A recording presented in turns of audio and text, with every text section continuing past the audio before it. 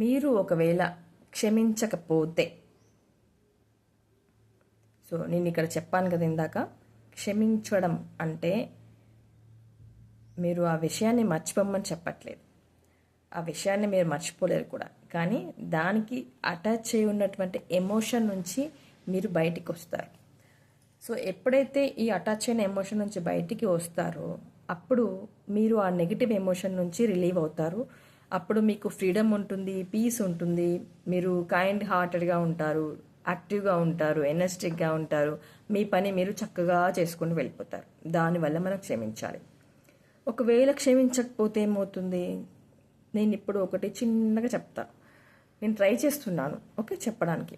So ఏంటంటే ఇప్పుడు నాకు ఒకరు పెయిన్ క్రియేట్ చేశారు, నన్ను ఒకరు తిట్టారు, అది నేను క్యారీ చేస్తున్నాను మైండ్లో. పొద్దున్న నుంచి మార్నింగ్ అయింది, మధ్యాహ్నం అయింది, రాత్రి అయింది, మళ్ళీ నెక్స్ట్ ఉదయం అయింది, మధ్యాహ్నం అయింది, రాత్రి అయింది, అదే నాకు ట్రిగ్గర్ అవుతా ఉంది. ఎప్పుడు ఎంటీగా ఉన్నా. దాని అర్థం ఏంటంటే నేను ఒకటి తీసుకొని వచ్చాను, ఆ ఎమోషన్ని నేను నా మైండ్లో క్యారీ చేస్తున్నాను. అది నాకు చాలా వెయిట్ అవుతుంది. ఎలా వెయిట్ అవుతుందో చెప్తున్నాను. సపోజ్ ఇక్కడ నా దగ్గర ఒక చిన్న కీ ఉందండి, లాక్ ఉంది. సో ఇది నేను ఇక్కడ పెట్టుకున్నాను. ఎప్పుడైతే నేను అది రికాల్ చేసుకుంటున్నానో ఇలా నేను క్యారీ చేస్తున్నాను. రికాల్ అయిన ప్రతిసారి ఈ ఎమోషన్ని ఈ విధంగా క్యారీ చేస్తున్నాను, నా మైండ్ ఇది క్యారీ చేస్తుంది. సో ఆటోమేటిక్గా ఏమవుతుంది, ఆ ఎమోషన్ అనేది చాలా వెయిట్ అయిపోయి మన బాడీలో ఉన్న మెటబాలిజం మీద అది ఎఫెక్ట్ చూపిస్తుంది. మన మైండ్ బాడీ కోఆర్డినేషన్ మిస్ అయింది కదా ఇక్కడ ఆలోచించిన ప్రతిసారి. సో మిస్ అయినప్పుడు కంప్లీట్గా మెటబాలిక్ రియాక్షన్స్ అన్నీ బ్యాలెన్స్ మిస్ అయిపోతాయి కదా.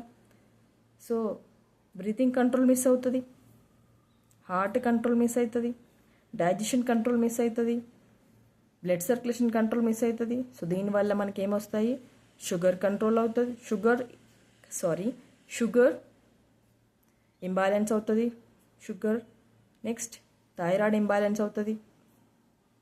ఇవన్నీ ఇంబ్యాలెన్స్ అవుతాయి. నేను లిస్ట్ చెప్పను, కానీ ప్రతి ఒక్కటి మన బ్యాలెన్స్ అనేది మిస్ అవుతుంది. బాడీలో ఉన్నట్టు జరిగేటువంటి మెటబాలిక్ రియాక్షన్స్లో అన్నిట్లో ఇంబ్యాలెన్స్ అవుతుంది. ఈ ఇంబ్యాలెన్స్ క్రియేషన్ ఎవరు, మీరే.